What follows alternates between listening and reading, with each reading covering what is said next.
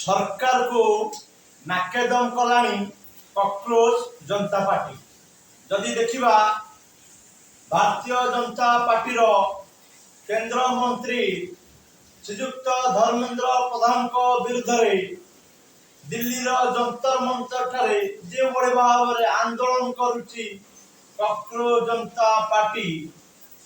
धर्मेंद्र प्रधान को इस्तीफा दाबी करी लाठीचार्ज रो शिकार होउछंती कॉकरोच जनता पार्टी रो छात्र छात्री मान। सते जदि आमे कहिबा एमाने आतंकवादी भଳି सेमानंकु देखुची कि पुलिस एठी मध्ये प्रश्न उठुची ए कॉकरोच जनता पार्टी रो छात्र छात्री मानकर दोष कोन थिला जे सेमाने लोअर पीएमजी छाड़ी भुवनेश्वर रो ओडिसा रो जे छात्र छात्री माने सेमाने दिल्ली रे मध्ये जाई आंदोलन कले। आ गोटे पटे भुवनेश्वर लोअर पीएमजी रे मध्ये भुवनेश्वर रे किछि छात्र छात्री माने मध्ये आंदोलन मध्ये करछन्ति। एठी प्रश्न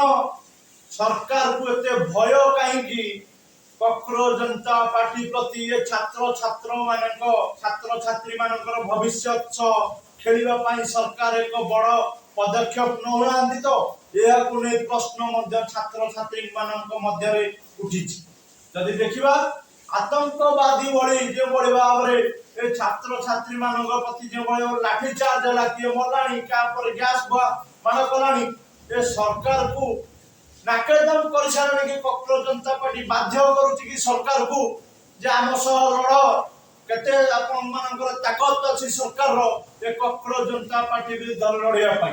ए कॉकरोच जनता पार्टी रो छात्र छात्री माने जे माने अछंती से माने मध्ये हार मानियो को प्रस्तुत न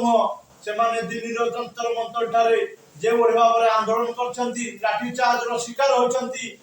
जे बड़ी भाव रे पुलिस तारु आक्रमण रो मध्ये शिकार होई लहुलुहान होइछंती। जदि देखिबा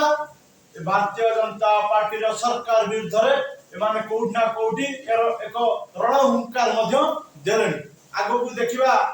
कॉकरोच जनता पार्टी रो जे आंदोलन रहिछि नीट प्रश्न पत्र लीक को नै जे बड़ी भाव रे माने आंदोलन करछंती ता पे सरकार कोन पदक्षेप नौछंती ता मध्ये देखिबा बाकी रहला।